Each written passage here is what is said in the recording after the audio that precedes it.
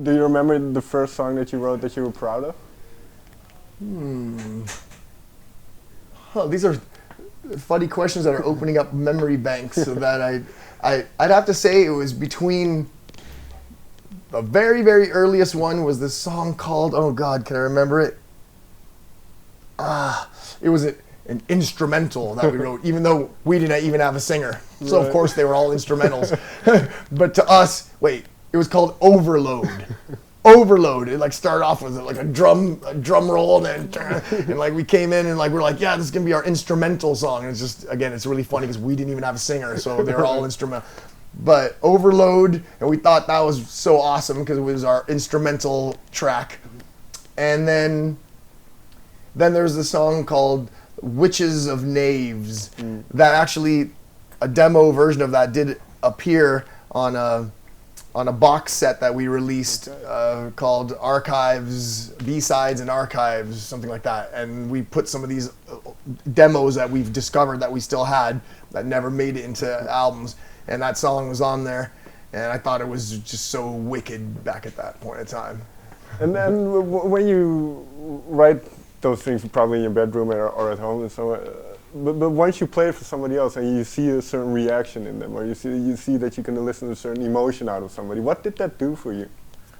Oh, that just fueled the fire, of course. Then it was like, maybe we have something here. No one's throwing stuff at us. they're actually moving a little bit, like nodding their head, like in approval, maybe smiling a little bit.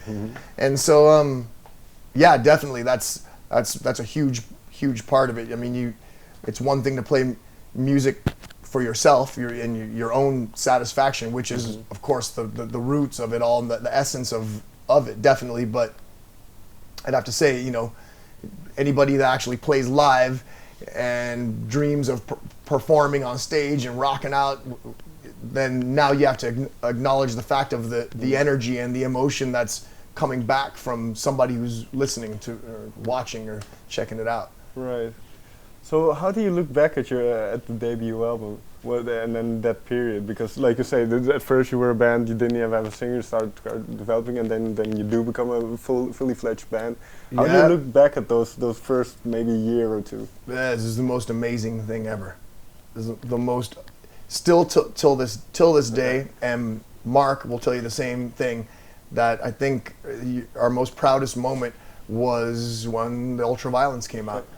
And you're sitting there holding the vinyl, like you're looking at your album, like this thing that you've been listening to since you're that small, and finally you have one of your own, and it's official, and back then, to have a record, like you really had to have a deal and get signed, and like the whole thing, it's just a different trip nowadays where you can literally just make your own CD. Anybody can. Not to put it down, but it's a different thing from getting actual real records signed and like everything, the process of doing that. So that first time, and even recording our first album, like being in a real recording studio with a producer, like the whole experience, like you're just freaking out because you're doing this thing that you just only until that point heard about, like a studio producer record, and like that feeling can never be reproduced. It was the most proudest moment. And obviously then.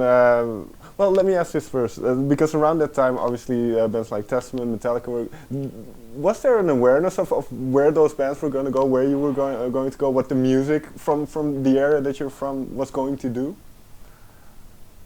I don't know about a true awareness, more so that it was just hope, a dream that that we were going to just get as big as possible. And we thought, and we were actually pretty confident. So we thought it was going to happen. Like we didn't doubt that was. We just knew that we had to just stay the course and go through a few albums and touring and do whatever the normal course that you do, and then you were eventually going to be like that. So that's what you think when you're young and and crazy like that. When does the business element come into it then? Because it's not always as like you say. Is it No, and then the dream is shattered by reality. But no, of course it's a necessary evil in there. You have to discover that.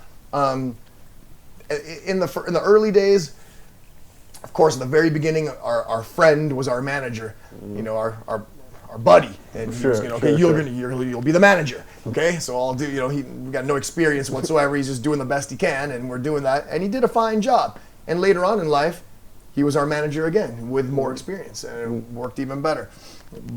But after that, we got real management, or it was real management, and there's a woman named Katrina Serdovsky in San Francisco. She later on went on to manage Linda Perry, Pink. She now, I believe, manages managers and producers, and yeah, she did quite well. So she knew what she was doing, and she was the one who was able to get us signed to a record deal and get us touring and get us to be a real band. And so at that point, we were just not paying attention. But luckily, she just realized we were too young to pay attention, and she didn't even try to force it upon us. She would explain stuff to us, but quite clearly we had no interest in that. And so she just handled it, and so that was cool. But then the unfortunate thing is, as we grew with the industry and with everything happening, by our second album, and before we signed to a major label, to our third album, signed to Geffen, then the business part reared its ugly head full force. And we made big mistakes because we didn't know what we were doing. We thought we did, and we were just following the advice of other people. We were at that point becoming severely manipulated by people that knew what they were doing and knew that we were totally naive and just were clueless to that.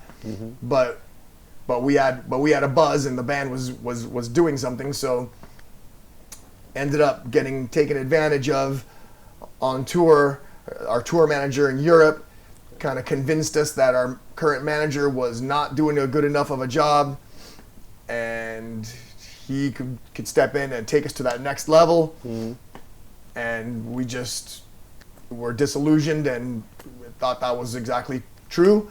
Came home, fired the one manager, hired the next manager, jumped off that label, signed to the next record label.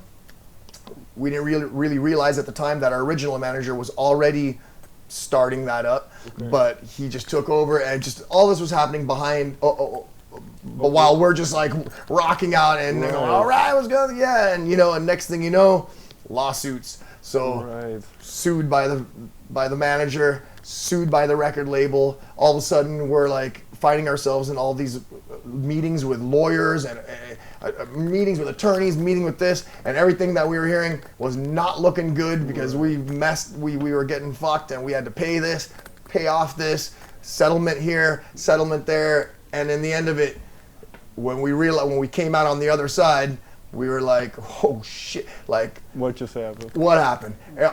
Everything, the money got put everywhere, lawyers got paid, everyone got paid, everything, we got reduced to fucking shit. We were in trouble here, in trouble there, and people were mad at us, and we just didn't even know how that all happened so quickly. And that's where we realized we needed to pay attention. And I can imagine that kind of distracts from the music and what you're trying to do. Yes, very much so. So was there a moment that you didn't want to play anymore? Yes. Okay. Yes, but not just yet right there. We kind of went through that, and then we wrote the album Act 3. So over the period of those months, that stuff was happening in the background, and strangely enough, it did its magical thing to our writing, because of course you're expressing and you're writing what you're going through emotionally and in life, and those new advanced situations of life and forcing us to grow up a little bit there and see life in a whole nother light. I mean, some of it a negative, a dark light, Right. but still, regardless, you were seeing that, and we're coming of age in that moment too. Like for me, I was just turning 21 years old at that point, so I become legal to drink, so I could finally have a drink for the first time ever. But you know, that's already our third album. We've been doing this at that point for like 8 years nonstop. So we've been through a lot at a young age, and all this was going on. So that definitely affected what we wrote, and I think because of it, I'm really proud of what we actually wrote. All the music that happened, and lyrically and musically, we like went to next level, and I think you could completely hear it in that album. Okay. It's like we grew up on that album, and it's there. Chronicled in music form, in songs and music. But when I hear our music like that, I'm hearing how our life was evolving inside of in the sound of our music and what we're singing about and everything. So that's what went on. In that sense then, because obviously you're making music now, and then we're gonna get to maybe the next album. I'm not sure if you're writing yet, but we'll get to that. But if we take the Evil Divide, for instance, is that still very much true that whatever you're going through is kind of what reflects on the album? That's exactly what you're hearing. You know, I don't know how it's different for different people, how they write music, I guess, and stuff, but only our first album where we more so inspired, first and second album, we're more so inspired by music.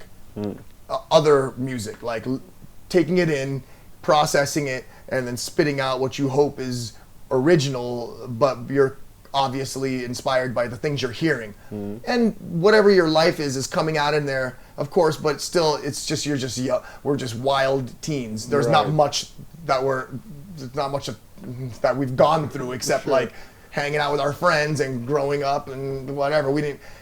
Fortunately, we didn't have like brutal upbringings, fucked up, you know, parents, and like fucked up childhood where you might express this in your music, like you're getting abused at home or whatever and stuff. You know, we were just kind of having the normal experience, which was pretty cool. So we were more into just music and having fun. But after that, then after that you kind of already have your main musical roots, like the people you worship, the bands, the artists. You're hearing more and more people here and there, but it's always going back to the core root of the musicians and bands that we love, where I'm drawing musical influence from. So at this point, it's definitely an influence of life, emotion and experience in life, and then within that comes out music.